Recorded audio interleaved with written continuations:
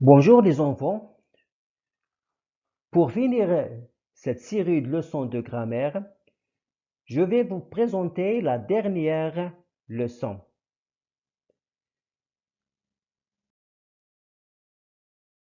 Ça sera la négation. J'observe et je découvre. Jalel marche sur le trottoir. Selim ne marche pas sur le trottoir. Un bon conducteur ne roule jamais à grande vitesse.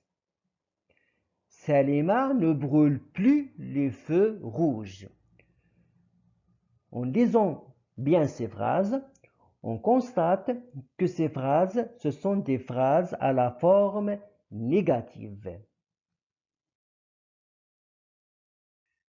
Pourquoi ne faut-il pas rouler à grande vitesse?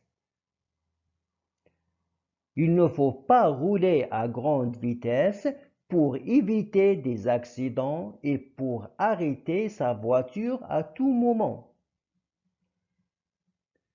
Que fait un bon conducteur? Il ne roule jamais à grande vitesse. Qu'arrive-t-il si on brûle les feux rouges? On risque de causer un accident.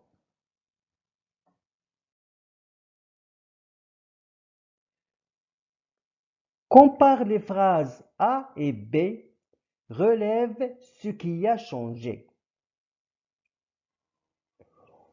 Donc, en comparant les phrases A et B, on constate qu'on a ajouté ne pas.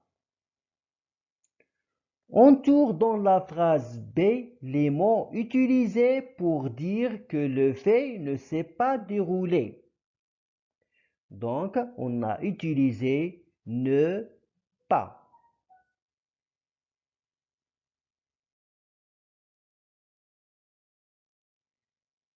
Quels sont les mots utilisés pour indiquer la négation dans les autres phrases?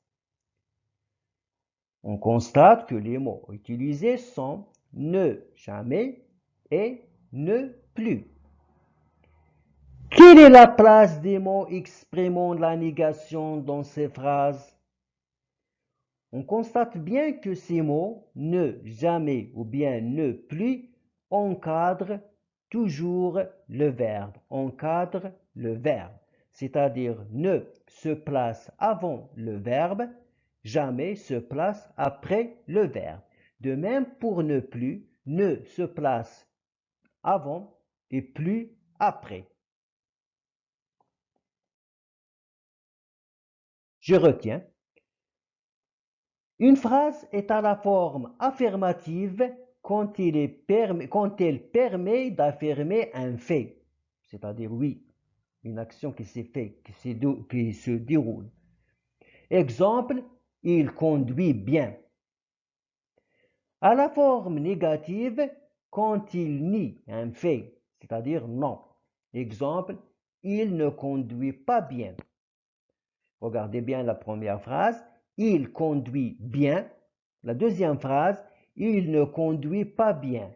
Donc, on a ajouté ne pas. Et regardez bien, ne se place avant le verbe, alors pas est placé après le verbe. Donc, ne pas, on a dit qu'il encadre le verbe. Une phrase affirmative se met à la forme négative à l'aide des mots ne pas, ne plus, ne jamais, ne rien, etc. Les marques de la négation. Encadre l'auxiliaire dans les temps composés. Exemple, je n'ai pas traversé en courant. Je n'ai pas traversé en courant. Ne pas se place devant le verbe à l'infinitif et à l'impératif. Exemple, ne pas se faufiler entre les voitures.